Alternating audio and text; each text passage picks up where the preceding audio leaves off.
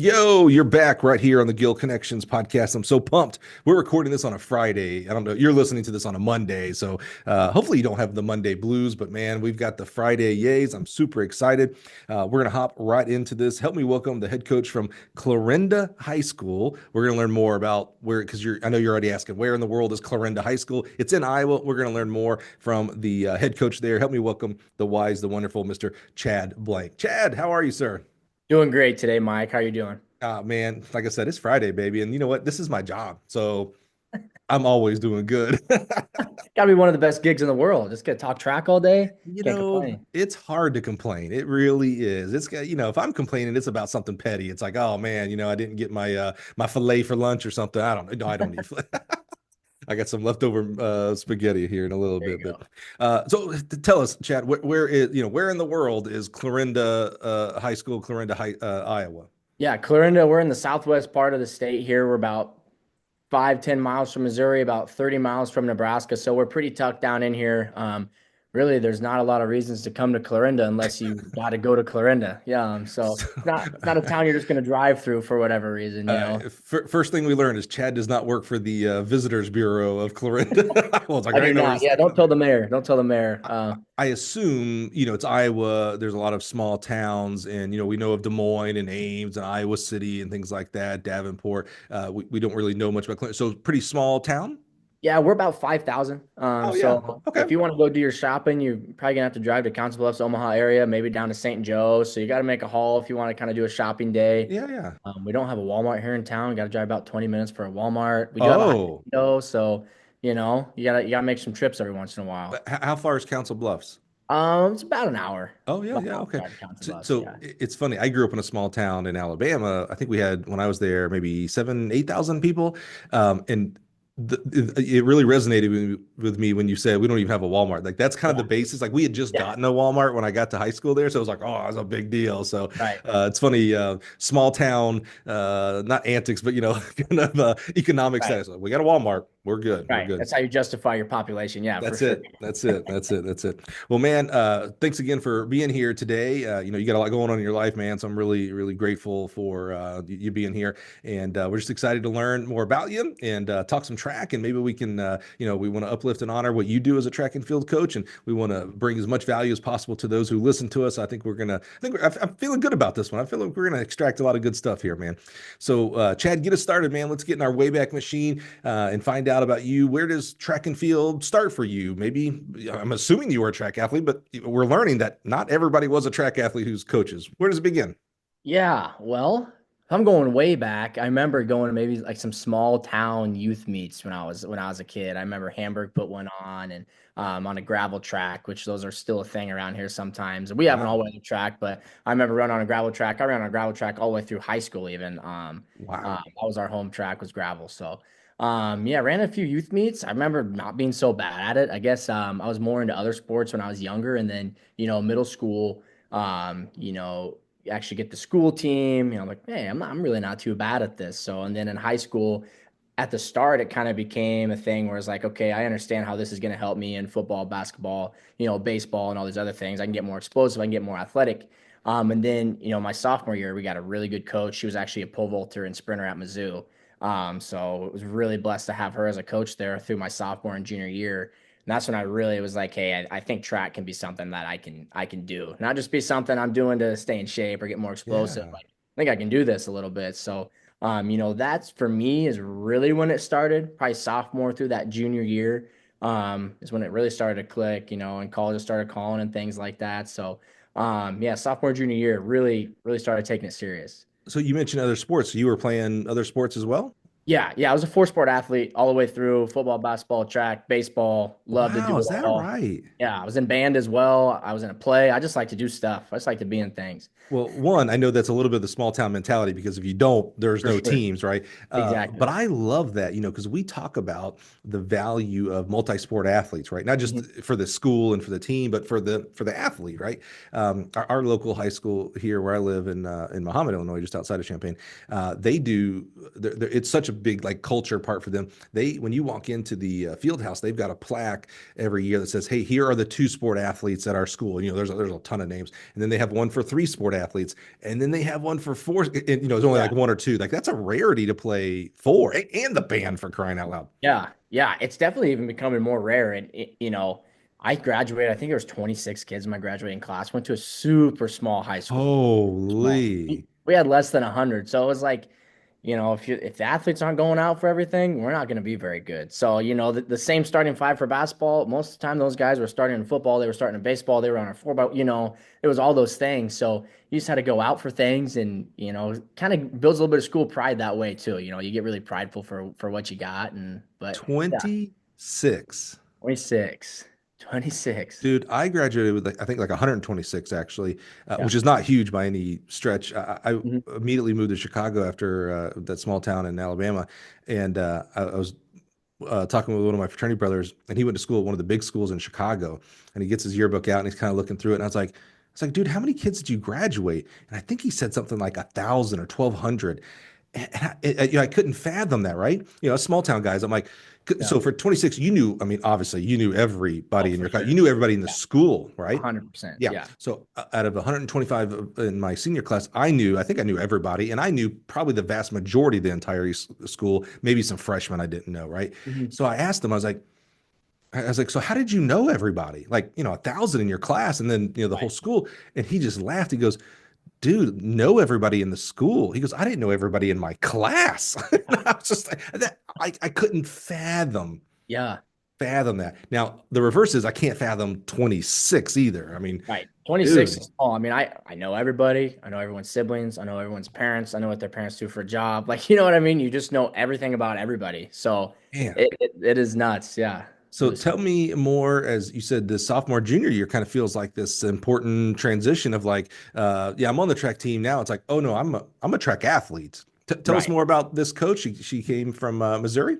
Yeah, she ran a Mizzou. So we did a lot of, it was more quality based work. We actually split into event groups too, which sounds funny with that small of school, but we actually like, hey, sprinters are doing this, mids is doing this, Yeah. is doing this. And a lot of small schools just like, hey, we're all just gonna do a workout together. Hmm. So we kind of split into things and really started to work on being a sprinter and a jumper and things like that. And I was kind of a late bloomer too. So into Hmm. that sophomore junior year started to get just stronger in the weight room too and things like that. And for me, one thing that really started to click is districts my sophomore year. I was 20, so top 24 basically makes state, top two auto, and then the Hmm. next 12 I was that 25th person, and it was like point oh something. I remember, I mean, that hurt. I wanted it. I was in the open one against two of my rivals who were seniors, and I wanted to beat them so bad, and I almost got them. Uh, I remember that as like my mindset really changed. I was like, this is something I want to do. I don't want this feeling anymore. Like I want to be a interesting. guy. So that I vividly remember that, and it's like going back through, hey, all these reps in practice that maybe I didn't go 100%. Maybe I went 99. Yeah. Just try to really change that mindset. And I lean back on that a lot of like a really changing point, not only in track, but other sports too. It's like if I want to be good, I gotta go do it. I can't think of the word I want to use to describe that. I can only think of the opposite. Some athletes have some entitlement. So when they miss out by point oh 0.01 or by one place, it's like, well, this isn't the sport for me. Like I'm better at football. But you Sure. showed the opposite of like that seems like a real like almost trigger point of like, oh, this ain't happening again.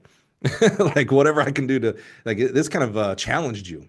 100%. And that's, I mean, it's just kind of how I was raised. My dad would like to hear that. He was hard on me. I remember, coming back from games, even in middle school, like, he would never, no excuses. Like your performance is on you. And if you want Yeah. to be good, you got to go do it. And, Yeah. if you lose, you got to look in the mirror, you got to reflect and how you going to get better. No Yes, excuses. sir. And that's really my favorite thing about track is you can't have excuses. It's That's on true. you. If you want to Yeah. be good, you better have some good self-reflection skills. So, Yeah. I always took that as a challenge, and I really don't care if I'm playing darts or pool or golf or anything in between. I want to win, and it's just kind of how I'm wired. So, if someone beats me, I want to do whatever I can to beat them. That's cool. Do you remember coach's name that sophomore, junior? Yeah, Tommy Linhart. Yep, yep. Yeah. Tommy. Tommy. Yep. Yeah. Tomie. Yep. Oh, Yep. cool. And she was Mizzou. That's Yeah. awesome. Mizzou. We, Yep. we love shout outs for other coaches, so we'll keep that in mind. Now, just the 2 years though for Coach Tommy. Yes. Yes. So into my senior year, she actually had a kid like the week before track started. Oh, He wasn't able to coach, which yeah. hurt me. You get all the success with a coach. And then we got another coach, Al Doble, who was actually one of our assistant football coaches.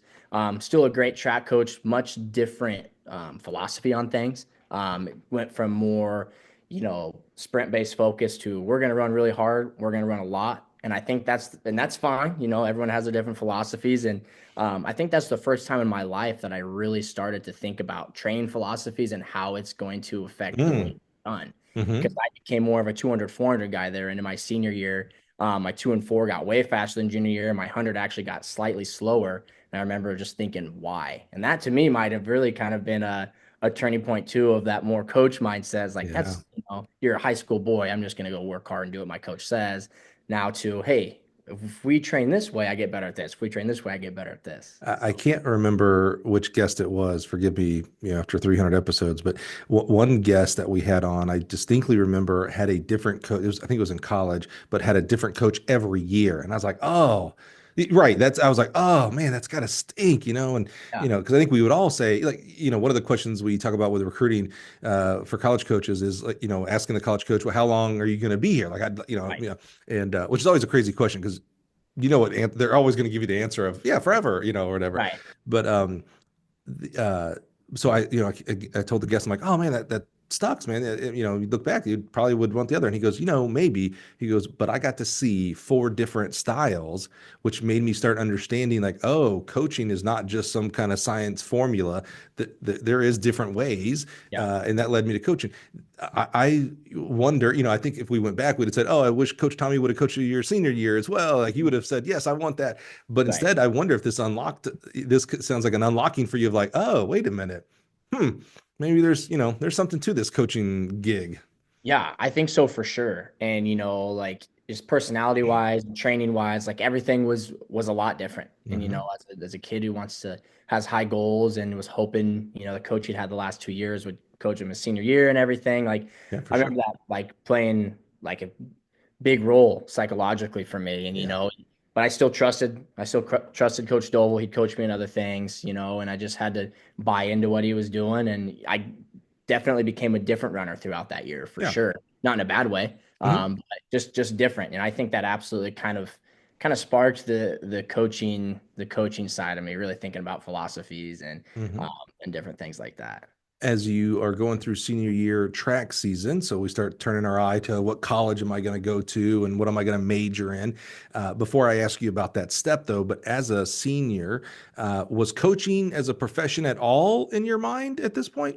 Um, kind of. I Mm. wanted to go be a strength conditioning coach. I didn't know if Oh, I really wanted to coach track. I just knew I loved sports. I mean, yeah. if you asked me my senior year, my favorite sport, I don't know if I would have been able to answer you. I loved them all. Whichever sport was in season, that's the one I liked the most. Yeah. So, like, how can I kind of be involved in all this? So I thought, maybe being a college strength conditioning coach, being able to work with different teams, Huh. it's kind of what I wanted to go do. But I didn't know coaching track definitely was not something I Okay. thought I would do. Yeah. Or I was always kind of a track junkie. I love the numbers of it. I was always on, it used to be quick stats. Now it's varsity bound. I'm always looking at that, Yeah. and who ran what at each night. So Help us get some time framing here. What year did you graduate high school? 2016. Oh, dude, Chad, Jesus. Oh my God. 2016. I get that. Yeah, I get that. I Yeah. mean, I knew you're young. I look at you, know you're young, but Yeah. 2016. I 2016. started Gill in 2006.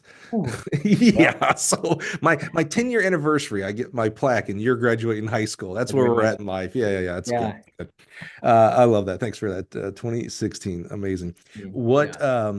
Okay, perfect. I love that. I love that you're painting this picture. I can see this now. You're a sports dude, man. Oh, we're in Yeah. basketball season. Love it. Let's watch the playoffs. Let's make the playoffs. Track Right. season, cool. What about the Olympic? Right. Football, awesome. Yeah. I don't know. What would you have been a fan of it in football? What team? So actually, I'm In an high Oregon school. fan. Oh, Yeah. okay. All right. Cool. Cool. My mom's from Eugene, so that's kind of or from Oregon. So Okay. Yeah. Yeah. Yeah. Yeah. kind of like that. Yep. So like them, and then pro team. It's weird in Iowa. You get people who are Vikings fans, Bears fans, Chiefs fans. A lot of Chiefs fans around here. Yeah. Have a pro team. I just love watching football. Just football. That's what I was wondering because we're similar in that we grew up in states where there is no pro sports, right? Right. There's no basketball team in Iowa, right? And there's no baseball No. team. G League Yeah, team. That's it. Yeah, and yeah. AAA, Sa- but no pro. Same Yeah. thing, Alabama. No, so kind of the same thing. People grew up Falcons fans or Saints fans, or Right. but no one, there's nothing for. So we really hung on our high school and college sports. That was our big deal. So, Yeah. okay, so I love that you're just a sports dude. So you're like, well, okay, well, what's multiple sports? Strength and conditioning. Maybe that's what I'll do. I love that. Yeah. So okay, so talk to us. Where'd you end up going? What'd you major in, and what were you thinking for Yeah. like what you'd become? Yeah. So I ended up going to Briarcliff, Hmm. small college in Sioux Mhm. City. Yep.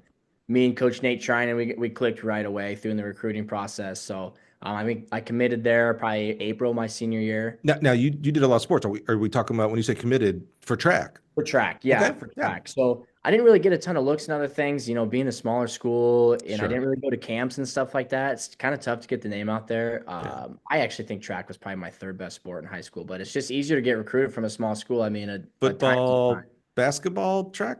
I think baseball is my best. You looked more like a baseball player. That makes Yeah, sense. Yeah. Yeah. yeah, Yeah. Okay. baseball, football, track, then basketball. I think anyway, Baseball, football, but track. Yeah. All um, right. recruiting track a time's a time. You see the time, you can recruit the time. Whereas I'm playing 8-man football, or I'm playing Mm. in this Were you really playing 8-man? eight-man football.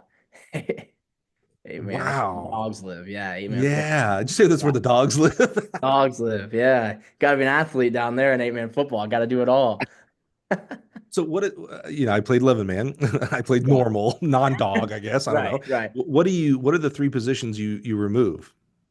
So, okay, it kind of depends which formation you come out in. You can do a lot of different things. You still Okay. gotta have 5 people on the line of scrimmage. Hmm. Um, but you can kind of do a little bit different formations. Like you could come out in a conventional I formation and just not have any wide receivers out there. You could have 5 on the line, quarterback, fullback, tailback. Okay, so it's Or not you a could standard like yeah we no more tackles. There's no offensive right no, and it left just tackle. kind of depends. You could come out and spread it out, and you could have 3 down linemen. You could have your wide receivers out. You could have people in the slots. Like, So that seems air quotes here easy as an offense, meaning you get to mhm, dictate what you're going to pull out there.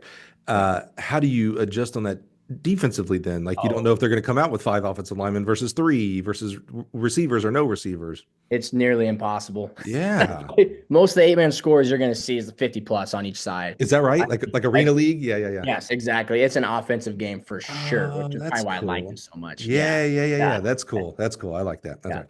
All right. Well, So, this is not a football podcast, so we'll keep moving on. So you go to Briar Cliff. That's a great school. Yeah, very yeah. cool. Yeah. Yeah. How did you transition? Maybe easier than some other track athletes. I'm always interested when freshmen go to college how you handle the fall semester because you've not had a fall semester of training, but you did. You were in sports, but now it's Right. all track though. So how did you handle that transition? For me, it was weird doing track year round, to be honest. I Hmm. miss doing other stuff. So me and a few other guys on the track team who happen to be multi-sport athletes, like some guys played football, whatnot, we'd go out and just play catch. And I played some intramurals. Don't tell my coach. Hopefully he doesn't. Yeah. We're supposed to. Played some intramural basketball in there and Yeah. everything. So um, it wasn't a super crazy adjustment since I kind of stayed active with other Mhm. things. I mean I kind of always wanted to see what I could do if I just focused on one thing. So it was fun. I mean I liked being around a bunch of track guys. I thought it was a good time. And what did you go in as a major? And because you Yeah. might not have come out with that same major. Mhm. Yeah, so I went in as kinesiology with like exercise science. That's what I Yeah. wanted to go do, and then I SNC. ended up Yeah. changing that down the road. But Hmm. um, that's what I went for my first 2 years. I liked it a lot. I learned a Hmm. lot throughout those first 2 years, but those anatomy classes got a little tough. So Yeah, I bet. Okay, we'll get back to academics and find out what you finished with. Talk to us about your experience as a Briar Cliff athlete and your relationship with coach or coaches. yeah, yeah. So, like I kind of talked about earlier, Nate Trinan, he's really why I committed there. He's a great guy. We still talk to this day. He's the head coach for the girls at Bishop Heelan now there in Sioux City. So, we still stay in contact, get to see each other like Drake relays and state and stuff like that. So, That's cool. yeah, him and I clicked right away. He throughout the recruiting process not only talked to me about track, but would always ask like, "Hey, you had a basketball game last night? How'd it go?" Or "I had football? How things like that go?" And that went a long way for me.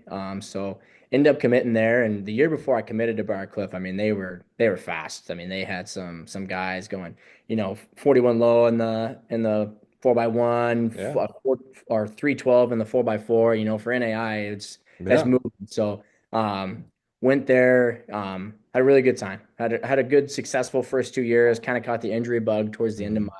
my college career, which is also kind of how I went into kind of that coaching realm there. I was able to Mhm. coach there my last year a little bit. So, I've met a lot of great people and wouldn't trade it for the world. It was fun. How was the style? You mentioned, Coach Tommy and what she brought to the table, and sounded similar as to, almost like a 180 for your senior year type of Mhm. training. What kind of training from Coach Nate there at Briarcliff, and how did that come into the play there? Yeah, I'd say it kind of resembled a lot of what I did my senior year of high school. It was a Mm, lot of speed endurance stuff, it's a mm. ton of that stuff, which, I was used to So since. you didn't like throw up the red flag on senior year and be like, all right, I'm gonna do this because you're the coach, but man, I like the speed stuff or whatever, and then use that in recruiting as far as like, hey, so Coach Nate, what do you tell me some average weeks that you look like? You were Right. more just like I trust the coach.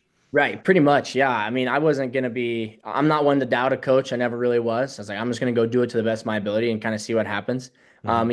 I did see a lot of success from the training my senior year, same as I did my sophomore and junior year. And, Hmm. Coach Nate, he tried to recruit me more as a 200, 400 guy. So I thought Hmm. going into the program like that, it made sense. I got a lot better, at 200 and 400. My top end speed endurance is kind of what was my best now at that point. So, yeah, I did ask him those questions like, hey, what's a week setup look like? And it was a lot of tough workouts. And, something about being an 18-year-old boy, that pride, that ego comes in. It's like, I want to go do those difficult things. Like, I want to be a part of doing those difficult things. So, that's kind of another reason why I picked to go to Barcliff. Yeah.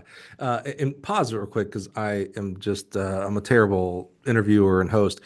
How did I not ask you? You're in Iowa as a high schooler. Go back to high school here for a second. One of the great cultures of Iowa is the Drake Relays.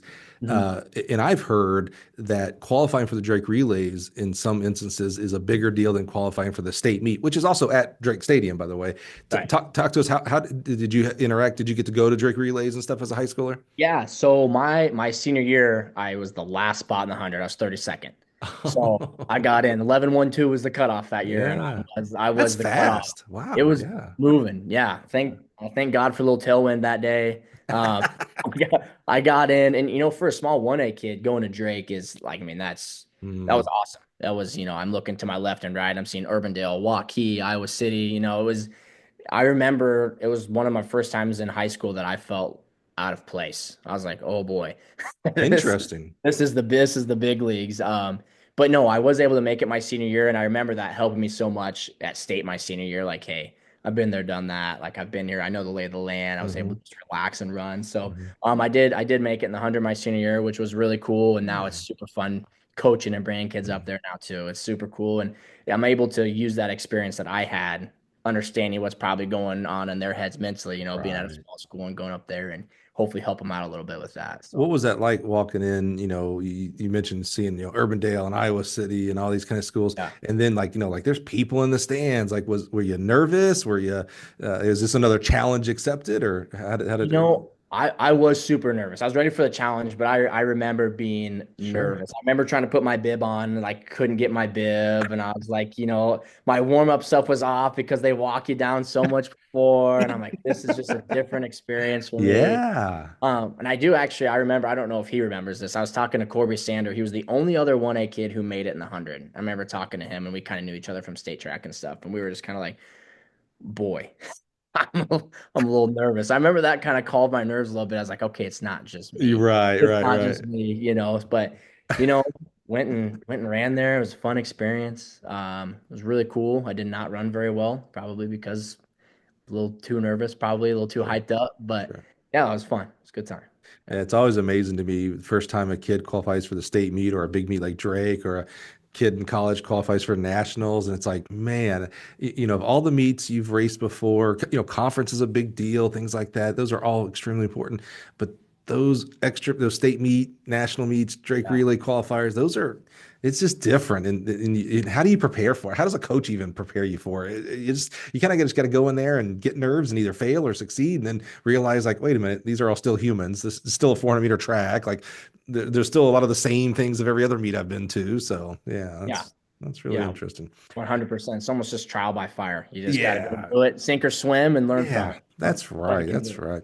So Yeah. did you, when as your Briarcliff athlete, you guys went to Drake as well? Yes, yeah, we went to Drake, which was it was super fun, and a lot of my relays we were all Iowa preps. So going back to Drake with all Iowa high Wow. school graduates, it was always special for us. It was super fun. I remember my freshman year, I think we went 4x1, 4x2, and then college sprint medley, 200, 200, 400, 800. We Yeah. ran that. Ran a 4x4 there as well, I think my sophomore year too. So that was a lot of fun. It's always fun to go back there and be able to run. It's interesting with Drake.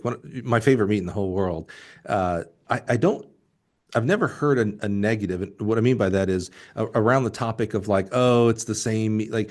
You've heard of kids who grew up in maybe they grew up in Des Moines and they don't want to go to Drake because it's the hometown school. I want to go somewhere else. Whatever. Blah blah blah.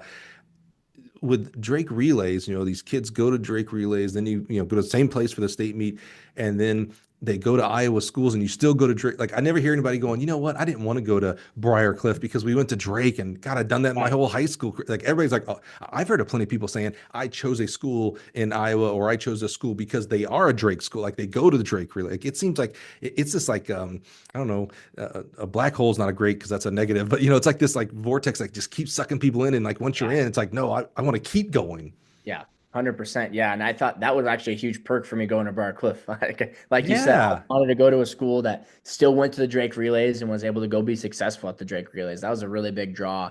I don't even know if I could put my finger on what it is about it, but there's just something when you walk in the stadium that's just special. And hearing Mike J's voice too, I mean, that's just it's electric every time. So I could be there every weekend and not get tired of it. I don't think. It's a real special culture, and it's kind of like I wish I could verbalize what the recipe is because I'd like to recreate it, but man, it's special. You're Yeah, right. It really is special. And good friend Blake Bolden, Gill podcast guest, yeah, the director of the Drake Relays, is doing a fantastic job, just an sure, amazing job there. So love what he's doing and what his team, and it takes a lot of people to pull that sure. thing off. So they do an amazing job. All right, let's get back to Briarcliff. I was just thinking, I was like, man, how did I not bring up Drake Relay? Yeah. Golly.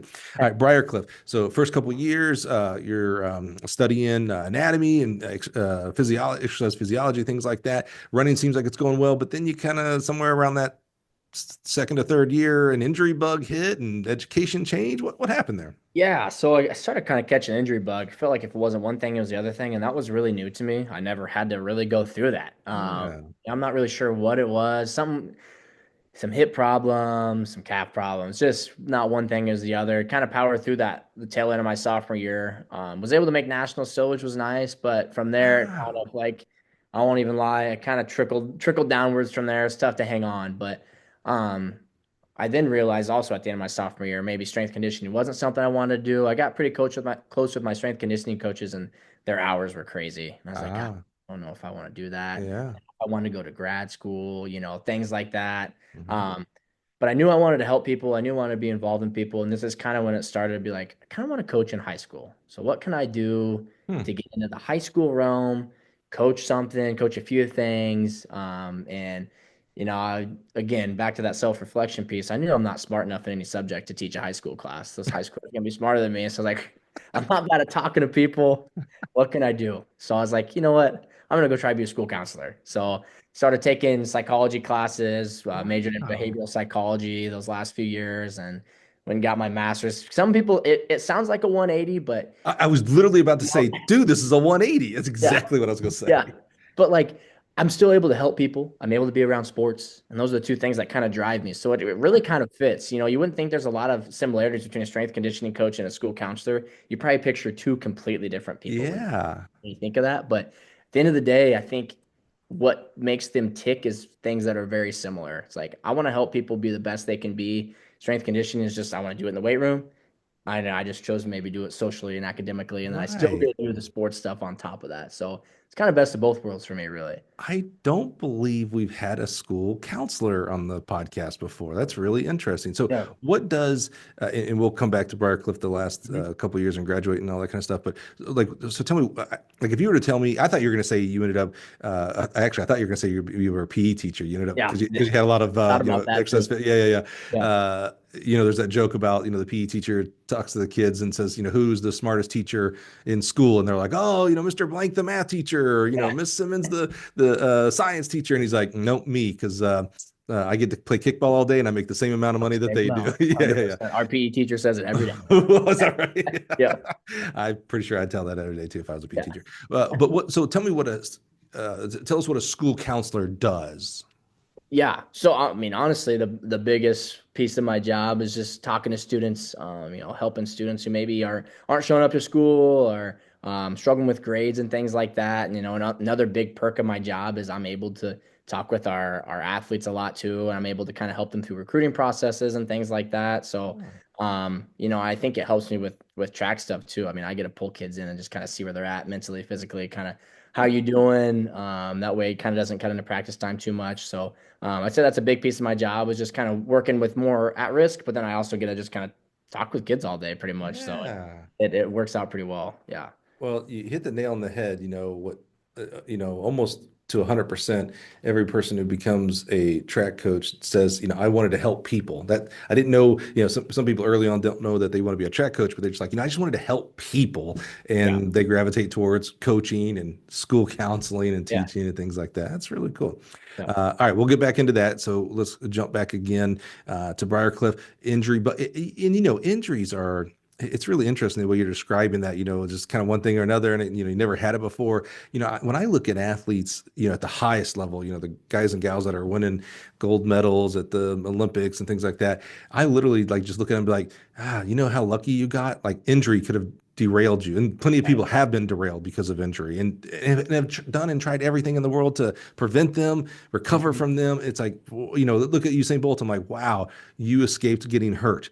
Yeah. That's how you were. That's Crazy. one of the big pieces of the puzzle that helped you go on to set world records and gold medals and stuff. So Yeah. it can be definitely frustrating. And it sounds like it got so frustrating for you that eventually it kind of took you off the track as an athlete. Yeah, yeah, I did. And it was weird. I was kind of hurt all sophomore year, but still kind of had that mindset of where like you just power through it, Hmm. it'll go away type of thing. That's just kind of how it was in high school. So I just kind of kept that same thing, and then it lingered for over a year, and then finally Mm. started seeing athletic trainers and stuff, and tried to run through it my junior year, and just couldn't get her done. So Frustrating. it did kind of help me transition into that coaching role though, where I was able to, my senior year, they honored my scholarship and everything. It was like, hey, we could have you on, kind of help out coaching. And I was able to, Wow. pick the brains of some college coaches, which was great. Coach Jordan Mullen, I'm not sure if you know him. He's the Hmm. head coach at Ankeny now, doing a lot of really good things Yep. there. Yep. He was a hurdler at Iowa. He was the sprints coach at Briarcliff there my senior year. So it kind of Okay. helped me form that relationship with him, and I Yeah. learned a lot of things from him. So it worked out just fine. Obviously, it's frustrating that I wasn't able to run, but it ended up working out pretty well, I think. How did that work out? And what I mean by that is, I think it should be a rule that if you're going to be a GA, you cannot GA at the same place you undergrad. I find it impossible that, you know, Chad, the quarter miler on Friday is, down with the boys. We're playing Xbox, whatever, blah, blah, blah.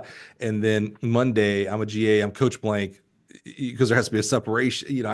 Right. There's no way that that happens properly in the works. Here you are as an undergrad. How Hmm. did one day you're Chad, the teammate who's struggling with injuries, but boy, that's our leader. He's still working out and doing hard. And the next day it's like, all right, well, I'm Coach Blank today, guy. I'm not gonna line up with you. I'm gonna time your Right. repeats or whatnot. Right. The way I would describe it, it was more of kind of like a older brother type relationship rather than like a coach relationship. Okay. It's like, hey, we can mess around, we're still friends, but bottom line, when like we got to work, we got to work. Hmm. And that's kind of how I was anyway before that. I mean, that's kind of how we were as a team. So the transition wasn't too bad. And then also having the other coaches around too, it kind of helped out a lot. But we had a really good group that year. Unfortunately, COVID cut that year short, but we had a Oh, really, really good crew. I actually had a future Olympian on that crew, Ben Jeffries, who was on the Great Britain Olympic team for the Open Four. Um, wow. yeah, so we had a squad that year. It was really exciting to kind of Dude. help with that a little bit. But yeah, the transition wasn't too bad. I was mostly like, hey guys, this is kind of what I'm gonna be doing now, and they're like, all right, that's fine. So What about the transition for you? You know, we've explored this many times on the podcast where, you know, as an athlete, it's a very selfish pursuit. That's not a negative thing, but you know, you're listening to coach. What does coach tell me, you know, how to eat, how to train, how to rest, and okay, how do I put that in my body so that I can run faster or jump farther? It's a very selfish. Like I'm listening, how does it improve me?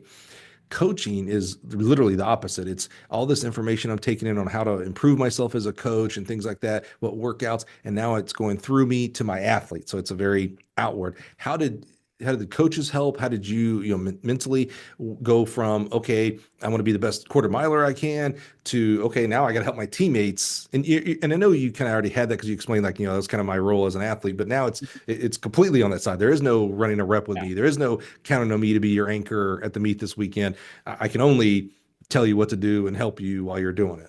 Right. It was an adjustment for me mentally, to be honest, because I wanted my teammates to do the best, but to be honest, I wanted to beat them every time. Mm, And that's kind of the track mindset is like, hey, I want you guys to be awesome because at the end of the day, we're a team, but yeah, I want to beat you. yeah, So just that competitive mind and then transitioning that into the coaching side is like I've got to put that part of my mind, it's got to be gone. I yeah, cannot bring that into practice. Like they are like you want them to be as good as they possibly can. Like if they beat your PRs, celebrate that, right, things like that. So that was the biggest adjustment for me, I think, is trying to turn that side of my brain off a little for bit where sure. like, hey, they're having success. I need to be happy for them. Not that I wouldn't have been when I was an athlete either, but Right. It's as different. It's different. 100%. yeah, it's different. So that was a big adjustment for me. But it was nice to be able to go through that. Then that way, now when I'm coaching, that's just kind of just how it is. Did you ever did it ever bite you in the butt? Did you ever remember a time where you're trying to be Coach Blank, you're trying to transition there, and one of the guys smarted off to you because we're boys, and it's like, no, dang it, we're trying to nail anything you can remember where there was like, oh yeah, there's some things I conflict I had to get over. Oh, nothing that really rose up too much. Yeah. But as a sprint squad, and you know this from coaching, there's a lot of egos on a sprint squad. Hmm. Hmm. There is, Yeah. and there's nothing that rose up too much, but there definitely was maybe a little bit of I don't want to call it maybe animosity, but there was some stuff there that some of the kids maybe didn't like being told what Yeah. to do by me. I was their teammate a few weeks ago.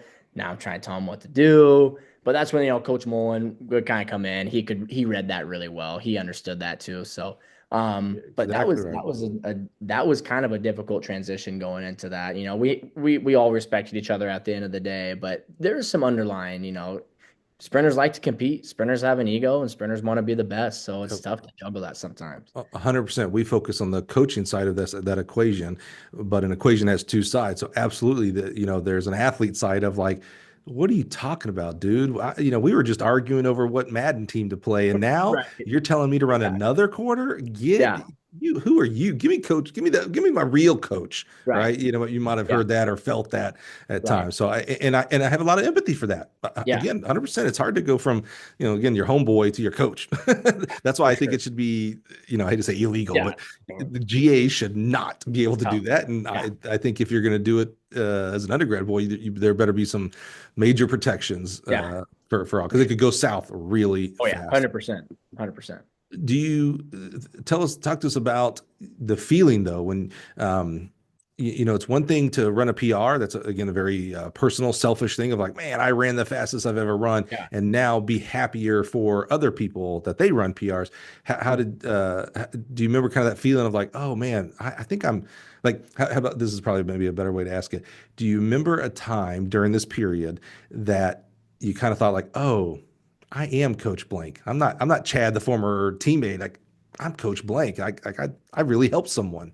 Yeah. So I actually, it's a good question. I do remember that it was indoor conference meet. We finally were able to stack up a 4x4, and that's something I was striving for to be on kind of even that senior year. So, Right. for them to actually stack it up, it was kind of mixed emotions for me. That was one of those times I'm kind of referring I'm to. supposed to be on that. Exactly. Like I had to suppress that. And I Yep. remember the kid, one of the kids that was on there, he was a nervous Nelly. He was probably our fourth best guy on there. Mhm. He was a nervous Nelly, and I remember just bringing him over and kind of talking him through it. And he ran a great leg. They qualified for nationals that day and everything. And I kind of remember that being kind of like a turning point. I was like, okay, I can do this. I have their respect. Like if I just kind of shut off that selfish side of my brain and just help, like things are gonna go really well. So I remember that, and I remember the team being super excited, hugging after a great time, and that's kind of when it clicked for me. I was like, all right, I think I can do this. I think I'll be all right.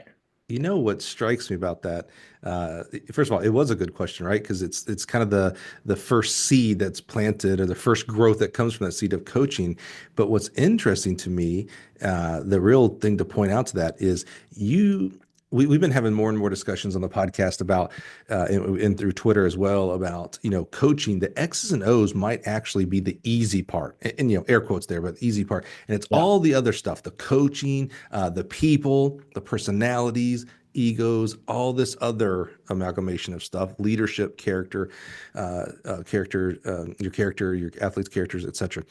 And so when I asked you that question, you didn't answer, oh yeah, I remember coach let me create the workout for one, and boy, they nailed it. Like, oh yeah, see, I know how to help the quarter milers get better. You didn't mention an X's and O's example. It was, oh, one of the kids was nervous, and I got to kind of just put my arms around them, walk off, and talk them off the ledge, if you will, Right. and then that helped the kid. They ran well, and your response to that was like, oh, wait a minute, maybe.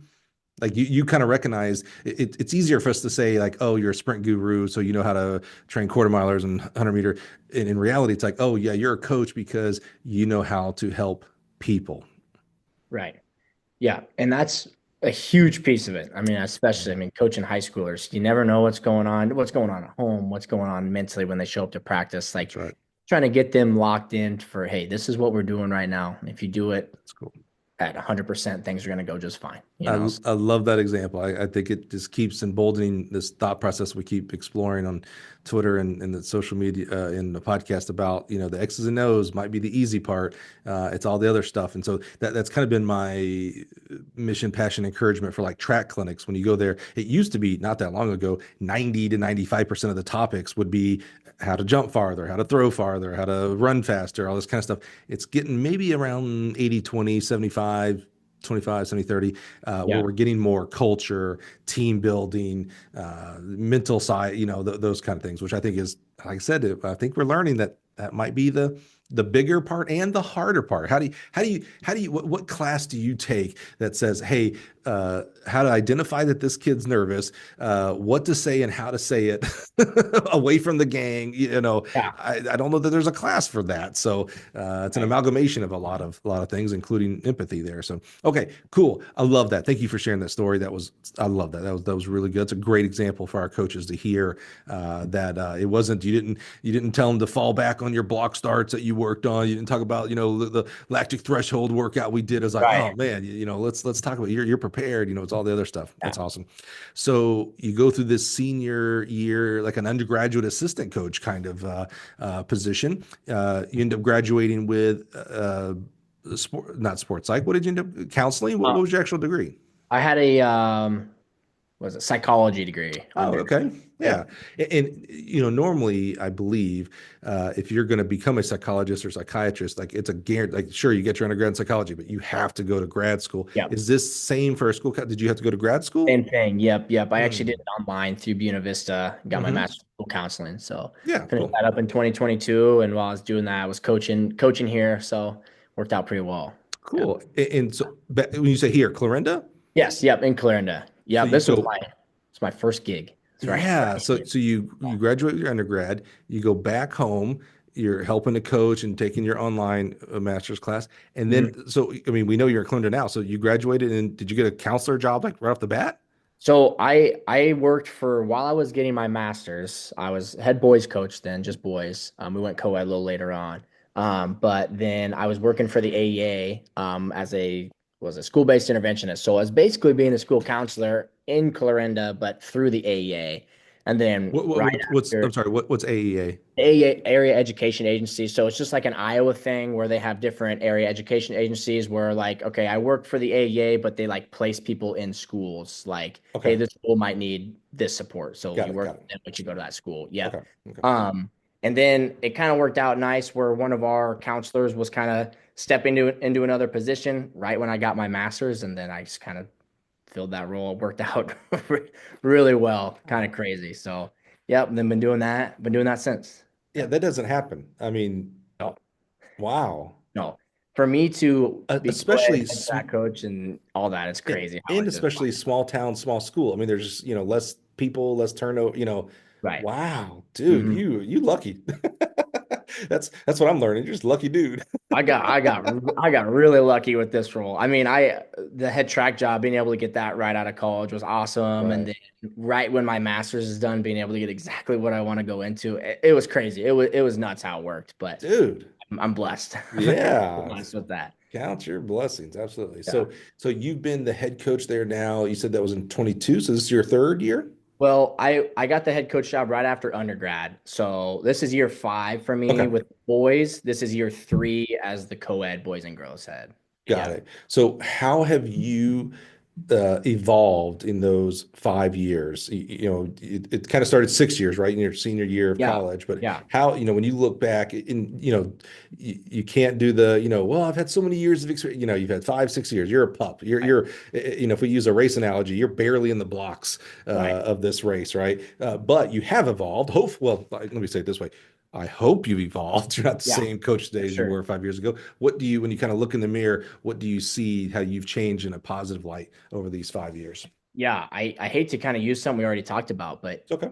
I think I've evolved more in I'm trying to cultivate more leadership in being a good person over anything else Mhm. and work ethic and different things like that. I think my first few years I was so dove into okay, our sprinters have to be doing X, Y, and Z. This is the program. Like they just need to do this. Our men's need to be doing this. Distance needs to be doing this. Right. Now it's more of okay, this is how we need to act. This is how we need to treat each other. Mhm. This is the work ethic we need. I need these people to be leaders. And hey, this is how a leader acts all the time. Mhm. Like, this Mhm. is what leaders do. Trying to cultivate that a lot more. So, and I think this is common. I hate to tell you that you're average, meaning Yeah. like you're common. Like this is Yeah. and it's a good thing. You said when you first started, you were more, our sprinter's got to do this, and so Mhm. X's and O's, Yeah. and then you said, and then I kind of realized like, oh, there the other side of it. We got to come up with a good name. So we have X's and O's for like the workout side. I need something more than just culture for the rest of it. Right. I got to come up with Right. something there. But you realize that. So how did you realize that? And then maybe as importantly, what did you do? Meaning, um, did you go to a clinic topic that was about culture? Did you fall back to your undergrad, some a class or a teacher? Like you recognized it, which that's the super hard part. But Right. then what did you do to okay, now let's evolve that way? I think what really clicked for me is our performance at big meets was not very good. And I Oh. kind of rolled back to, okay, why? Let's talk about why. And I thought it kind of came down to our mindset and we didn't have enough leaders on the team to really take people under their wing in the moment. Just Mm. maybe got too big. So I'm a firm believer, like, Okay, hold on right there. That's good. I yeah, love this. We're gonna keep double clicking in here because this is yeah, gold. This is what people listen to the podcast for right here. This is excellent. Okay, I love that you had to find what's the problem. Oh, we're not performing as well at the big meets. Now you still kind of have a decision tree there. It's like, oh, okay, well that's because I'm not training them hard enough. I could hear right, someone saying that, right? right, And you took the other path. I love that. Uh, what you weren't doing it before, so that means you either didn't see the importance of it, or didn't have the acknowledgement, or didn't have the awareness of it. right, So talk to us about what did that mean? So what did you change? right. It kind of came back. My mindset as an athlete was I'm always going to perform at the best I can. I'm going to go compete. it kind of started clicking the more I got to know some of the kids. That's not always their mindset. You know, they Oh, get around some people and they're like, oh, they're just better than me. I'm just going to kind of go through the motions. I'm going to lose anyway, type of mindset, or, yeah. different things like that. And I was like, okay, we've got to break that. We've got to break that because we can't be a great team in April and be average in May. Like we've got to, everyone remembers May. Like you look Yeah. back in years, like, hey, how do we do at conference district state? So those are the meets we're always striving for. And okay, how can we do that? Because we can't PR and break school records the last week of April. Now all of a sudden we're slow the next 3 weeks. Like what really happened? To me, I was like, it has to be something mentality wise. So we've got to kind of change. We need leaders. We need to change this mindset. We found a lot more success since then, not just in May, but just overall too. So and it's honestly made my job a lot easier as a head coach. I rarely have to yell at kids anymore. I rarely have to hold them accountable because it's very athlete led. It's like they know the expectations. If they see their teammates aren't doing that, they're going to hold them accountable. You know this as a track coach is when you got 80 kids at a meet, you can't keep an eye on all of them. You need leaders within the team, and I feel like that's been a really really big piece for us here these last few years. So what are some, give us some like tactical, what did you do? Did you start naming captains? Did you start doing ropes courses to, please tell me you didn't do Sure. that, but Yeah. what are some like, okay, what did you change to actually build this leadership? Great example you gave us there about, you got 80 kids and I don't care how many coaches you have. Some of us are blessed to have a lot of coaches. Most of us are blessed to not have a lot of coaches. Right. Uh, there's a lot of time where they're on their own. And Mhm. so are they being productive parts of the team or are they being their individual selves that's not productive for the team because Right. they don't have coach watching over them? So what Mhm. are some things that you did that you changed when that awareness came? Yeah. So it actually kind of goes back. I saw this Mike Tomlin quote like 3 years ago. Mm-hmm. That don't run from coaching. You're coached for a reason. And he gave an Oh, example. He was like, some coaches say, "Well, this kid just can't do this. Well, this kid just can't do this." And he's like, right. "That's running away from coaching." So I was like, "Okay." In my head, I have said many times, well, this kid just isn't a leader. Well, this kid just can't do this. And I was like, man, I gotta be better. So instead of saying that, I realized maybe these kids just don't know how to be a leader. They don't know how to do this.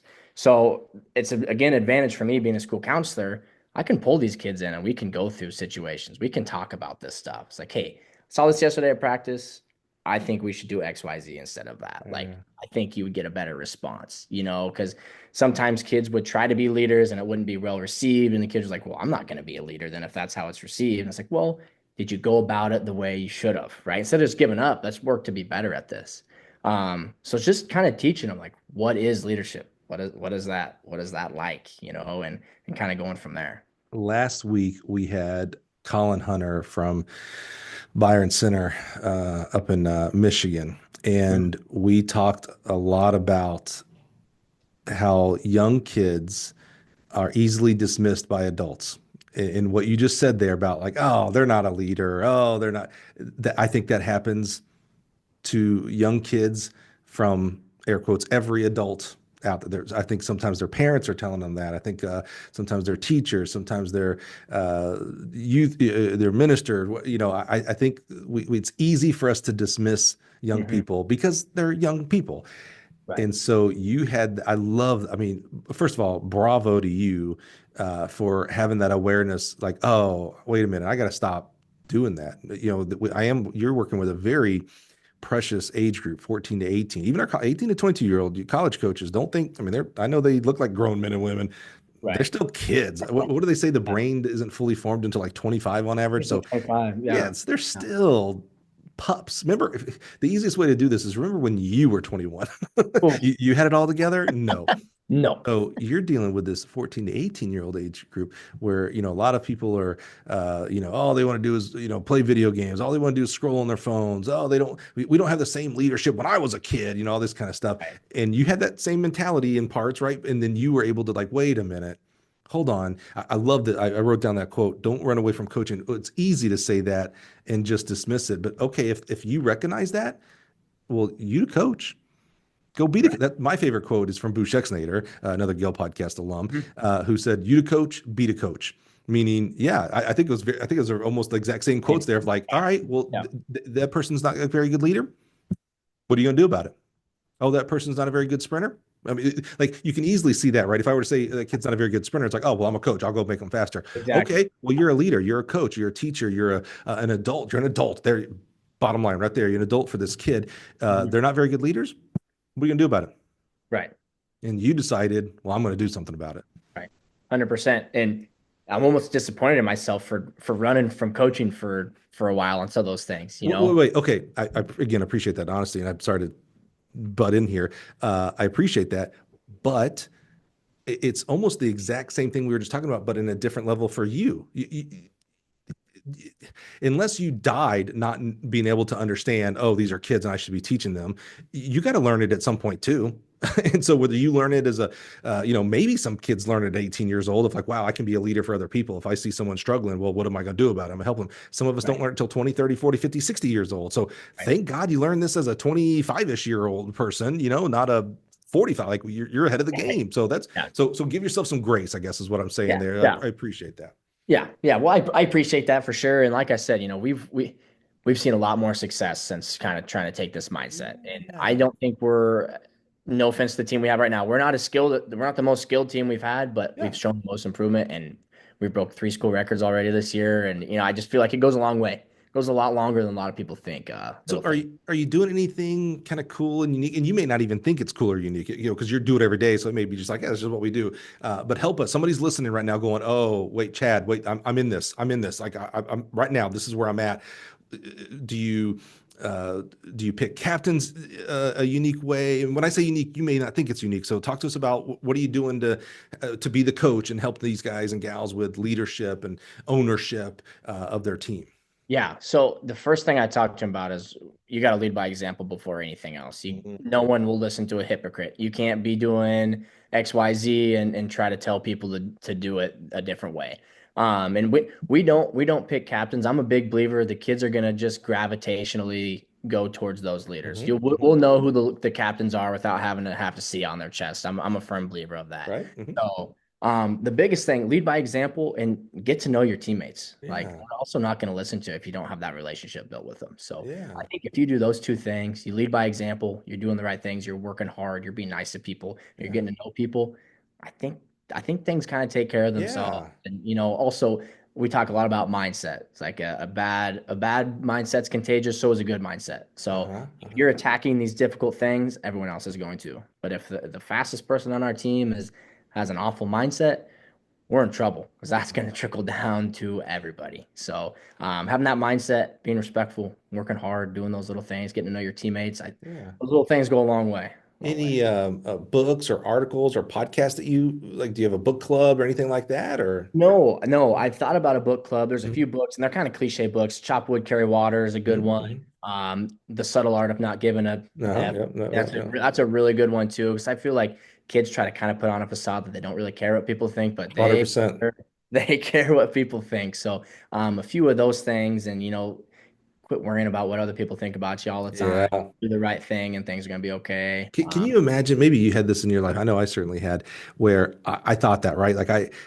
I either didn't want to look foolish in front of people, or I wanted to fit into some crowd, and so I acted how I thought they wanted me to act. And I Mhm. don't really remember. It was, I'm old now, so it was a couple decades ago. But I remember where I was just like, you know what?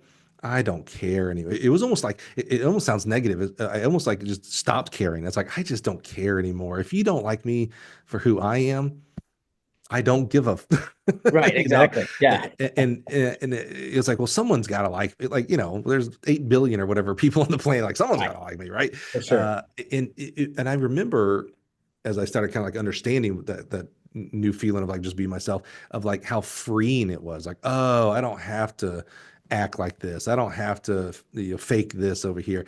And I Mhm. know, again, you're dealing with 14 to 18-year-old kids, right, bro? I mean, you talk about cliques and what's cool and not cool and all this kind of Yeah, stuff. So I think it's even harder for them. But man, if they could just see who they are, look in the mirror and like, okay, that's who I really am, right. life gets so much better. Oh, it gets way better, and you can just start focusing on you and doing what is right instead of what other people want all the time. Life Yeah. gets a little bit more stress free. Yeah, for Oh, sure. I think it's big. I think it's really big. I Yeah. love it. Well, Chad, I love when I have my high school coaches here, because I just have like all these like curious as an old man through social media. Like I see all these arguments and discussions happening, and so I'm always like, it's great to have the, and that's I'm a big believer. I'm a huge advocate of social media. I think it can be a positive thing, and I don't think the things that we blame it on are strictly social media. I think they're life.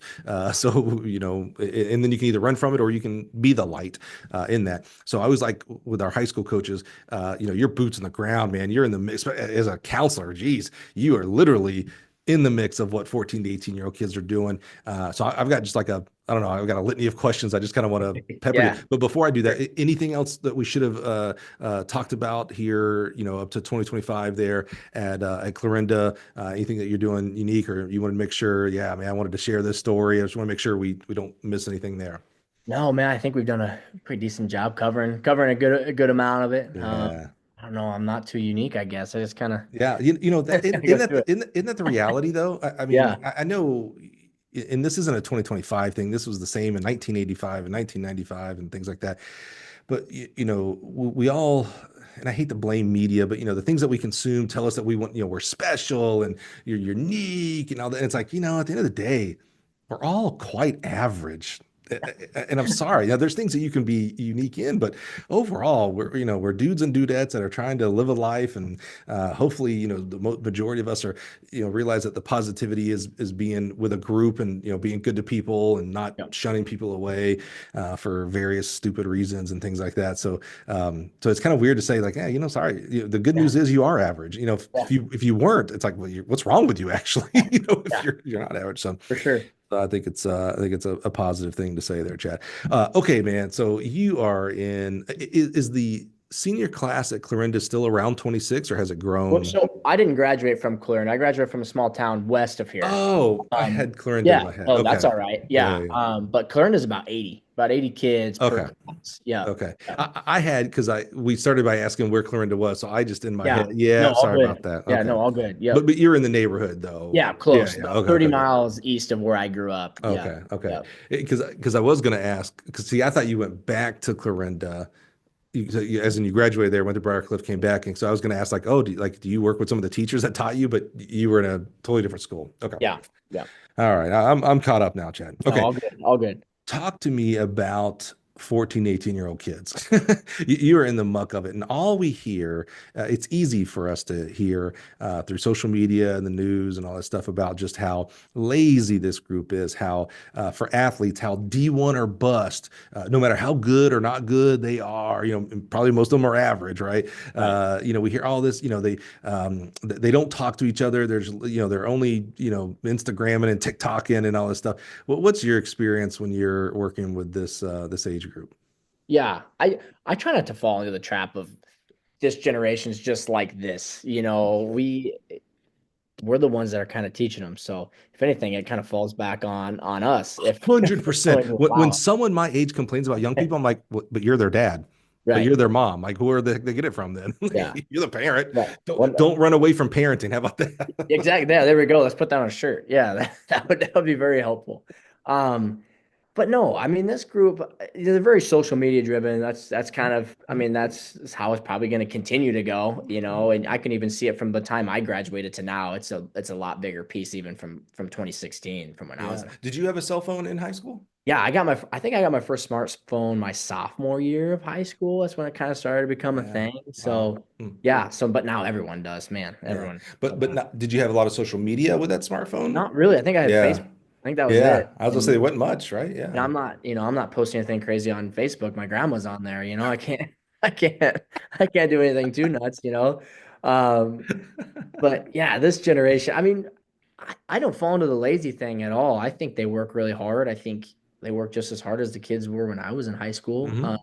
Do you think they're a little bit more loose than kids were when I was in high school? There's like a lot less, they don't get as embarrassed as I think kids used to. And I think that maybe is due to social media and all like the Huh. TikTok dances and things like that. I feel like if I did that in high school, I think my friends would have maybe just beat the crap out of me, to be honest. But now it's like a cool thing. So, Huh. so whatever. Interesting. But Yeah.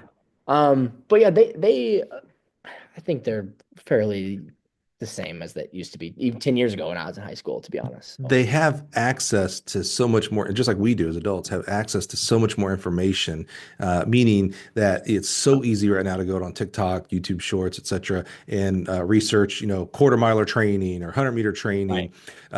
Do you see, like, do you get challenged more? And maybe it's not necessarily challenged, but even just questions of like, hey, how come we're doing this? Or, hey, I saw this. Oh, heck, they can go see what their rivals are doing. Someone from Des Moines Roosevelt is posting, here's what we Yeah. did today. It's like, well, why aren't we doing this today? Yeah. For sure. And I actually tell the kids I like that. Huh. Come talk to me. It's like there's a right and wrong way to do it. If you have a question, maybe not in front of the whole team, go, well, why the heck are we doing this, Coach Blank?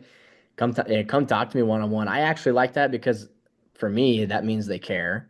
That means they're Mm, curious about it. And yeah. I'm not going to get my feelings hurt if they're questioning things because as a coach, I should always have a reason of why I'm doing things anyway. Hmm. So I should be able to answer the question. So it honestly just cultivates a lot of really good track conversation back and forth between me and the Hmm. athletes, and I love that. We have a lot of kids that really like track, which is really cool. But no, they see a lot of that stuff though. A lot of that stuff like fly by handoff, or hey, Hmm. they did Hmm. this workout, or I saw Harvard's coach did this. He posts on Twitter all the time, and I'm like, no, hey, we're seeing the same stuff, fellas. we're seeing all the same things. They're like, hey, I saw this on Instagram last week. Did you get it from there? I'm like, do I say yes? Do I not Right. say yes? But the answer is normally yes, it is. I love that. Mark and Kaba at Harvard do an amazing job. First Oh of all, yeah, they're great educators. Both, again, Gill podcast. They were some OGs. They were like number 4 and 5 or number three and yeah, five or something like that. that's awesome. Great human beings. You got to go listen to their journey. It's quite amazing. But they're great educators and great value givers. And so yeah, their tweets and Instagram are just chock full of value, man. I mean, Yeah, they for do sure. an amazing job. That's funny that I don't know. I guess I look at it through my lens. So I know, like, Chad's looking at that and Colin's looking at that, but I don't think about, like, oh yeah, Joey is, the kid is looking at that, and Yeah, Tina, the kid is looking at that. Yeah, yeah, yeah. yeah, Because I didn't really think about it that way too. Yeah, that's interesting. Yeah, for that's sure. interesting. Yeah. What recruiting wise, how and you're in a small school. I'm not gonna necessarily want to think one way or the other that maybe you don't have kids that are being recruited, but certainly there's so many opportunities out there. Maybe you have. Do you see the connection between college coaches and you as the high school coach in the recruiting process? Yeah, so that's been really fun for me to even learn more about here in my younger coaching career. For me as an athlete, it was pretty cut and dry, like a lot of D2s or NAIs reaching out, and I've been very thankful and blessed to have some really high quality athletes come through. And had a 6'8" high jumper, 23-foot long jumper, or like Oh, dude. Okay. yeah, we've had some studs come through, 17-foot girls long jumper. We just had a girl medal at Drake Relays last week in the 100. So we've had some really good run here. So we've had some really cool recruiting processes. Like we got a letter from USF a few years ago for our 6'8" high jumper and like stuff like that. So it's been what I always try to tell kids is you got to go to what fits you. D1, maybe that's what fits you. D2, maybe that's what D3, NAI, it doesn't matter. You make a priority list of what is important to you, and you Mhm. make sure that that college fits X, Y, and Z. Mhm. If you think that it's D1, okay, great. I would recommend that that's not one of your priorities. Maybe Mhm. Mhm. it's financial, or team fit, or what is the program like, or do they have good athletic trainers, or what's their food like, or more important than all those, do they have the major I want? Is it going to be the right price point that I want? Things like that. So kids are starting to buy into that quite a bit, which is exciting. We've had several people go to Northwest Missouri State. It's about 45 minutes away from us, so that's an easy one for us. I saw you actually had Fort Lewis's old track coach on a few weeks ago. We sent a kid there last year, Trayton Scott Bader, so that was super fun. And then just had a kid go to Morningside, another kid going to UNI. So it's exciting. So You mentioned, I was looking up because I want to make sure I had the right name for this. I thought this was fascinating. We talked about, we're starting the Gill 1918 project. So Tuesday through Sunday, 10 to 30 minute, kind of TED Talks of track and field, by sure. coaches, for coaches. And a couple week ago, Brian Hallett had an episode, the decision matrix for the recruiting process. And it made me think about exactly what you just said there about write out your priorities. And so I would encourage any high school coach and parents, kids, etc., go listen to Brian Hallett's decision maker. He did a great job. He was talking about an Excel sheet, so he's trying to explain an Excel sheet Yeah. in audio. He did an amazing job, but he really implemented some like private sector like weighting averages to it as well, that I thought was just like, I mean, I was like, bravo, Brian. Like this will help a lot of kids. So I would encourage you to take a look at Yeah, that, for maybe share sure. it with your Yeah, parents and kids. absolutely. And That's great. I just thought Brian did a fantastic job. Another thing you said there, it is interesting. I want to, and I am on the anti D1 or bust, Hmm. right? Because I think you need to go to the right school for you, and it's not all, but I don't think it's as simplistic as we like to make it in regards to like, hey, you run 48 seconds in the quarter, Jamal, but D1 you're going to get eaten up, or Power 4 you're going to get eaten up. You need to go look at D2. You could have a great D2 experience and be all American, and that's right, that's correct. Right. And then we had Shelton Irvin from Atascocito High School on the podcast a few months ago. The Atascocito set the national record in the 4x1 last year, 38 something. It started with 38. That's all you need to know, right? Yeah. It's unbelievable. I can't. That's crazy. It's just dumb. Yeah. He did a Yeah. great job. The kid's amazing. And his journey was that he went to, I think it was University, it wasn't Houston. I can't remember. He went to a school. I thought it was University of Houston, but maybe he's not tracking. But then transferred to Texas. He was okay at his first school, and that's why it wasn't Houston. I'm getting this all mixed up. Go listen to it, and you'll know the real story. But anyway, he Yeah. transfers to Texas, where he's not like he air quotes should not have been an athlete at Tech. He was good, but he wasn't. Yeah. He wasn't 148 or something Right. like that. But then he talks about through the journey of what being at a University of Texas for track and field, what they did for him today now as a track coach, like the people that were there, some of his teammates, his coaches, other coaches, pro coaches that were there to train their athletes and things like that. And it really made me pause about like, you know what? Again, 99% of kids are not going to go pro.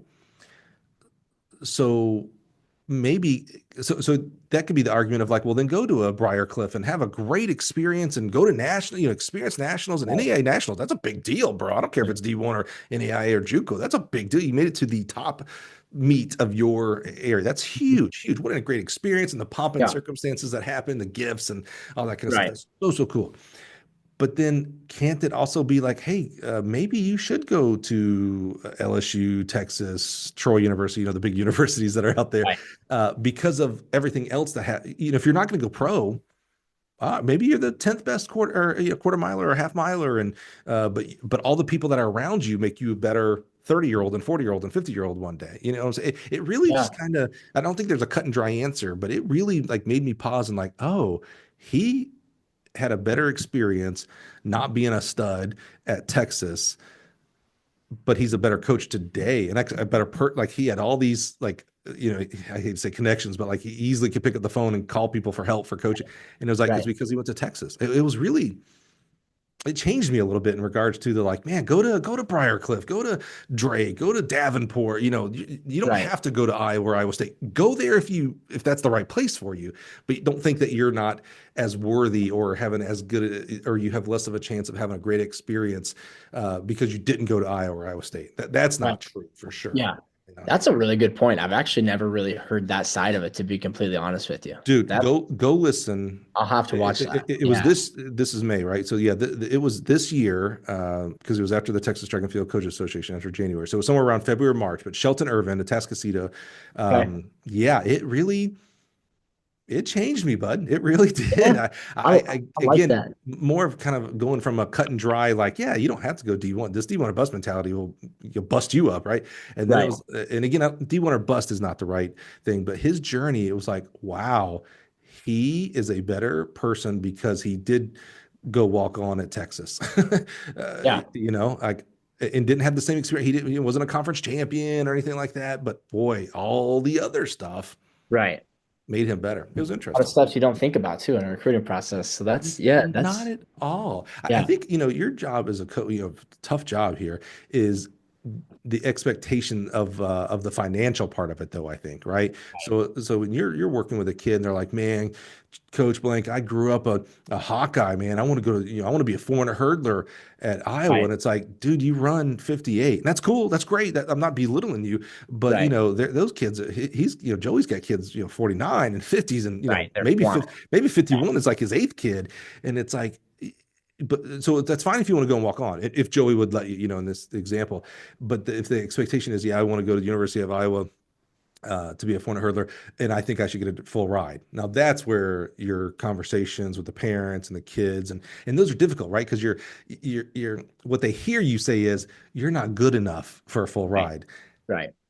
It, you're good enough. You're a good enough person, but it's a business. It's the time wise, right? And Yeah. it's like, maybe you can get money at this other place. Maybe there is a place for you. That's a difficult place to be as a high school coach and a Yeah. counselor. Right. 100%. You hate to be the one to kind of crush their dreams, but at the end of the day, you got to Oh, have some realistic expectations, yeah, and yeah. if you're if you can't get there, at track, I think it becomes a little bit easier because it's very black and white. I think other sports, it What, becomes a little bit harder. I don't know. bro? First of all, I would agree with you because I think recruiting for track is easier than football. We talked about this a little earlier, right? You could have been a stud at your school, like you could have rushed for 2,000 yards a season, but it's like, okay, well he's playing. No offense, I know 8 man's where the dogs are at and everything, The dogs are at. but it's like he's playing 8 man, and he was going up against defensive linemen that were 5'10", 110. Right. He's not going to go to Big Ten for you Yeah. have to evaluate so much more. Where it's like, you're in little middle of nowhere Iowa and you're running 10:40. It's like, well, that's still 100 meters there. Same Exactly. 100 meters when it gets to Big Ten or whatever.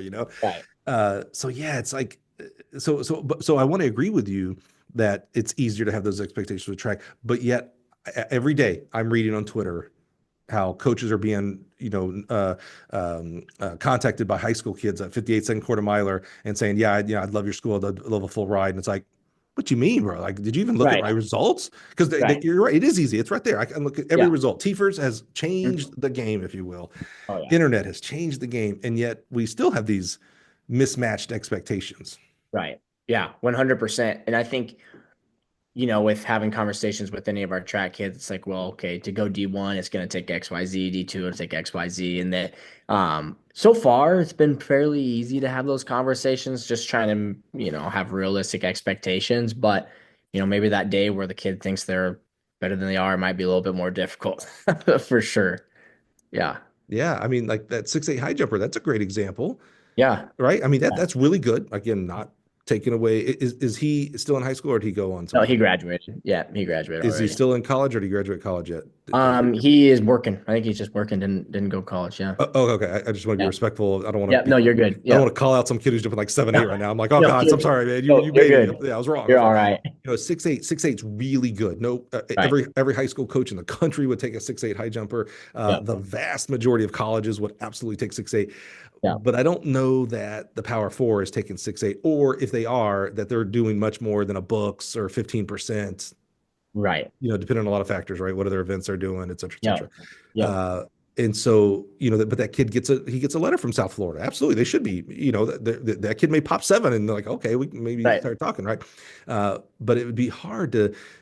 Maybe it was hard having some discussions of like, hey, man, I know you maybe want to go to South Florida, but they're offering you 10%. But hey, look, man, Briarcliff is offering you 75 or whatever. Right. It's like, man, that's where you get caught up on what's the chest, and it's like, what's right for your major, location, finance. To me, that is still the biggest thing. Like when coaches complain about kids asking for full rides, I'm like, bro, I got no problem with them doing that. Now, I also have no problem you educating them, but college, student debt. If a kid can go to get a full ride, take it. Go Yeah. somewhere where there's a full ride. Again, major and location and everything. Those are Right. table stakes, if you will. But financial, I mean, that's a huge thing. And the kids are starting to get a lot more educated on that too. I mean, I remember when I was going through the process, it Oh. was something, I don't know, you didn't really think about all that much. Obviously, you got your offer back and you didn't really, you compared and contrasted, but I feel like there's a big push now. Like, hey, college is like, I think college is scam. A lot of kids are saying that and stuff like Mhm. that. It's like, well, it's up to your discretion, I suppose. But Isn't it hard to like just be like, yeah, you're right or you're wrong, right? And it's right. like, that's like, yeah, Yeah, Depending on how up to you, you. yeah, depending on how you do it, yeah, Right, maybe. up to you. But if you have the option to go pay $40,000 or $10,000, probably gonna pick the $10,000 one. That's what I do anyway. But again, it's hard. You were talking about 17, 18-year-old kids who don't really like what's $40,000 to them? Meaning like they don't really know. They don't Right, make any money. So they don't know what a right. salary is and what, expected Exactly. salary. Most of them don't, they barely know how much their Pop-Tarts for breakfast cost. So Right. what's a big deal of 40,000 a year? I'll just get a job that's 100 as soon as I get out of college. It's like, I mean, good luck.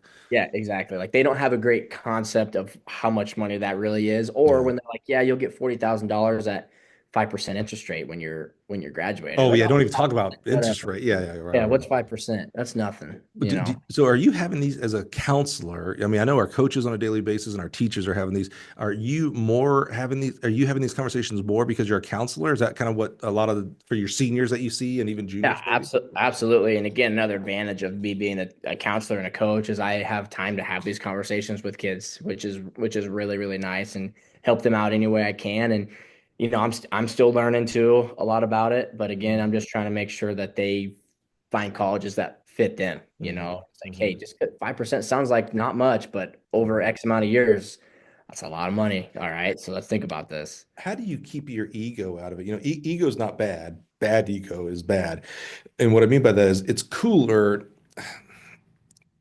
Some people could consider it cooler that I send kids to Iowa and Iowa State versus Iowa Western, Briarcliff, etc. How do you keep your ego of like, hey man, maybe Iowa Western is the exact spot that Jamal should be going to, you know? Right, right. And I think, that's something again as a younger coach, I think I maybe struggled with a little bit is like I want to be that guy. It's like, yeah, well, I sent this kid here, I sent this kid here, and over time, I'm like, well, if I want to coach and be successful, I've got to throw my own ego out of the way a lot of the time, and it's about the kids, it's not about me. It's about them and their journey and what they want to do and things like that. So, it is definitely, admittedly, something I struggled with early on. It's like, Mm-hmm. we had that 6'8" high jumper and a 23-foot long jumper. I'm like, you guys need to go here, here, here, Mm-hmm. here. Mm-hmm. Mm-hmm. It ended up not being something they wanted to do at all. So, and that's their choice and that's fine. I'm okay with that. But, yeah, obviously, I think I'd be a fool to say it's not super cool to send someone D1, but at the end of the day, Sure. I Yeah. understand it's about the kid, and what's going to fit them academically, financially, team wise, campus feel, anything like that. Mm-hmm. So, it's putting the kid first. You gotta kind of remind yourself of that sometimes. So, I wish, a lot of times coaches in their bios or in a tweet or something, they'll say, over my 10 years, it's, uh, Clarinda, sorry, Clarinda or whatever school I've sent, 20 kids to D1. I'd rather they say maybe how many kids they sent to college. right. Like, Yeah. because when I see that, I go, wait a minute. I bet you I can find a tweet from that coach that also says something anti D1 or bust. And it's like, but you're piling into it. Voted it. Yeah, Right. yeah, yeah. You're promoting it. You're saying how many kids you sent to D1. That means you lessen D2, D3. It's like, Yeah. so I'd rather when they say, I sent X amount of kids to college, or it's actually more impressive because as great a coach as you are today, Chad, and as you're going to be in the next 5, 10, 20 years, uh, genetics is still the ceiling of whatever your kids are going to be. And you don't get to pick the kids that are coming to your program, right? Right. So I'm more impressed if, Chad, one day you put out a tweet that says, hey, in my 10th year, we have had over 100 kids every year. I'm like, wow. That means people want to be a part of your program. That tells me you're doing a good job. Right. Like some guy or gal who's a jerk, kids are not attracted to that. So it's like, yeah, we have 50 and then we went down to 30. And, it's like, well, man, if you had 100 plus or whatever number, like consistently, Yeah. you're doing something, dude. Like that's cool because maybe you just don't have the talent, the kids to go to college.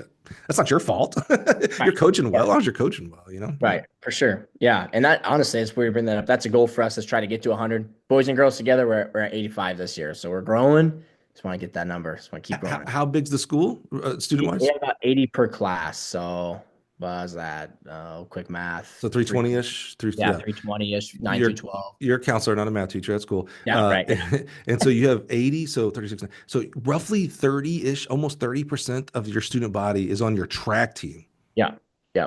Which is awesome. See, okay, that's Yeah. the equation I wish people would put out on tweets and stuff like that. Like, hey, Mhm. 30% of our student body are on the team. 25% are on like that's I mean, Mhm. kids are attracted to success, they're attracted to fun, Right. happy things, positive things. They really are. And so if you're a big percentage, 20, 25, 30% of the school, you're doing something right. They have other choices. Right. Yeah, for sure. Yeah, for sure. Well, we're thankful we don't have soccer in the spring, which is really big for us. Bro, We do have tennis and golf though, that that stuff, but yeah, I know everybody's mind goes to sports. Of course, they have other choices yeah. there, but you know what? They have other choices. Get a job, Yeah.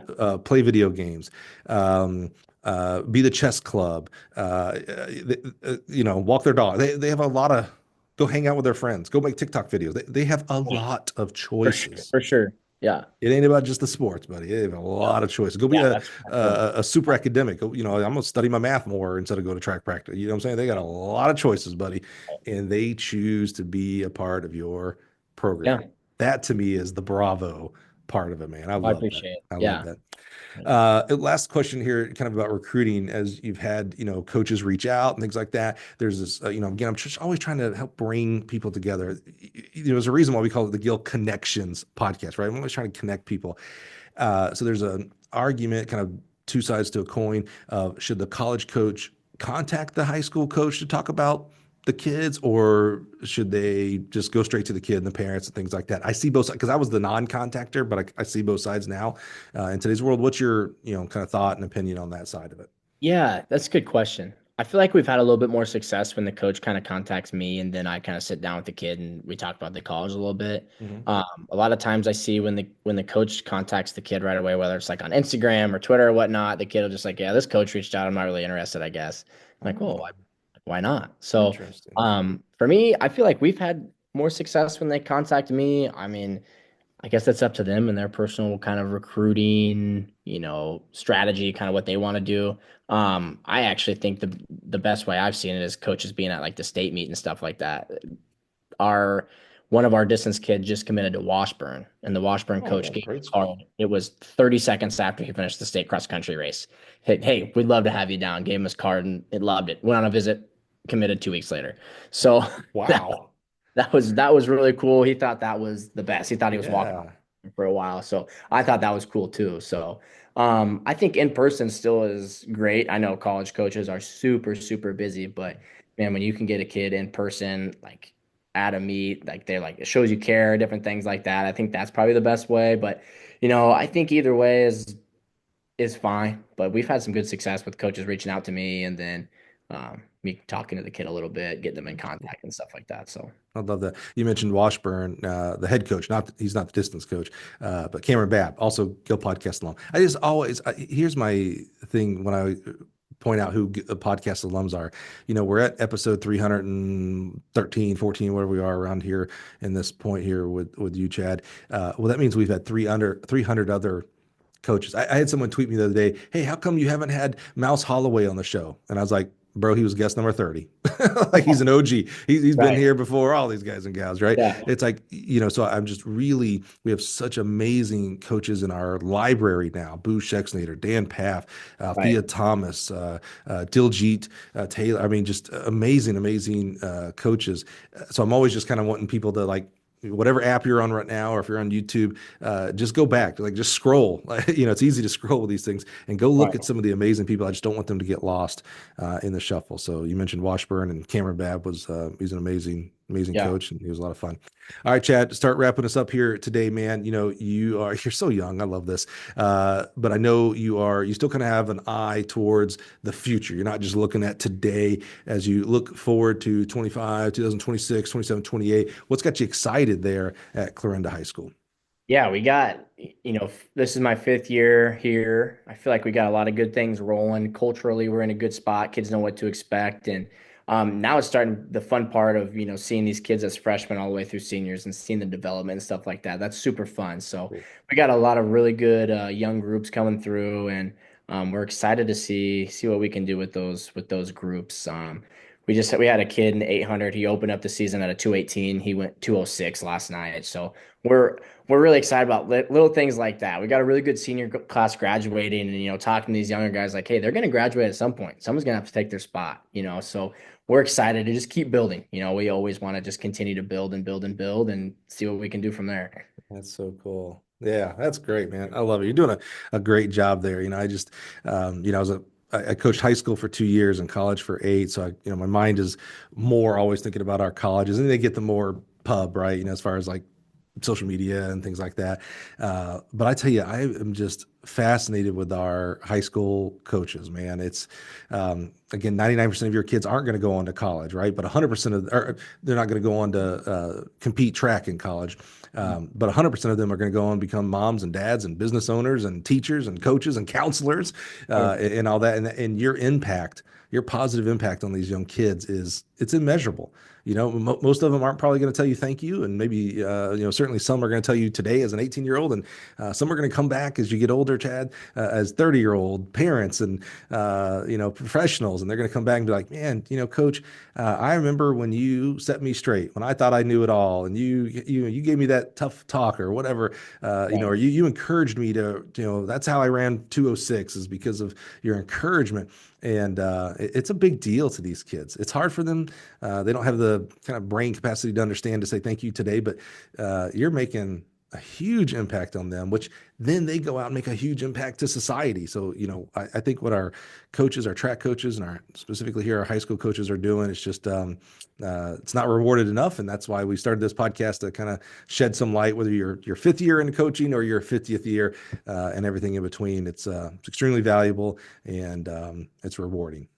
Yeah, well, I appreciate the kind words, Mike. I mean, that's why we do it. So it's fun to do. I'm blessed with a great staff, great family, great kids to work with, great administration, everything like that. So it makes my job pretty easy. I mean, I don't have a lot of barriers that I got to go through to help these kids out. So it's been great. It's been a great 5 years, and looking forward to what we can keep doing. So, well, I can't wait to be on the side here watching, again, to see, excuse me, where you're at here at 5 years. So again, to, use that track analogy, as you get down through the race, as you get, through the halfway point, and you're not even, don't even think about halfway. You're not even close. It's just going to be cool to continue to see your development. You're the kind of coach, the kind of person who's going to continue to develop, continue to improve. You're going to continue to become a better counselor. You're going to continue to become a better track coach, a better person, partner, friend, to a teammate for your other teachers and stuff. There, you're just going to continue to improve and help other people. Man, I can see it. I'm happy to be on the side and watching it, man. It's going to be a fun ride. I appreciate it. Thank you, Tom. Well, man, thank you for your time, man. It's track season. Like I'm still always in awe of people during track season who agree to do this and give me their time and effort and authenticity. And so I'm just grateful for that. It's one of the most expensive things you can give me, especially in light of today, my friend, thinking about you and your family today. But just again, grateful for you for being here and sharing your journey with us. Well, I appreciate it, Mike. Any excuse I have to talk about track for a little while, I'm going to take it. So, so thanks a ton. I appreciate you having me on. It was a really good time. So thanks. I love it, guys and gals. Thank you for being here again today. It's amazing. We keep rolling. We're adding to it, right? We're adding the daily Guild 1918 project to it as well. And again, I encourage you to go back that recruiting, all of the ones. We had so many amazing topics so far at the beginning of the Guild 1918 project. But that recruiting one, it may have just been in my brain of like, oh man, it really, like I was thinking to myself as a high school coach or a parent of a high schooler or even the athlete. I'm like, oh, this would help, with all these choices I have in front of me, help me narrow down maybe the top 3 or 4. I could just provide clarity. So just encourage you to go listen to that one and all the other ones as well. And be back next week, next Monday. So tomorrow we'll Tuesday through Sunday. Hopefully, if we have the content, we're gonna have Guild 1918 projects for you. If you want to have your own project, Guild 1918 project podcast, reach out to me. This is by coaches for coaches. You're doing this. As soon as I hit stop, I'm going to challenge Chad here to create his own one as well. That's what happens now on the Monday podcast. Everybody gets challenged to do one, but reach out to me. It's super, super simple. Trust me, anybody can do it. And your voice does matter. So join us next week, join us tomorrow, and we're going to continue rolling and bring in you massive, massive amounts of value. Thanks everybody. Have a great day.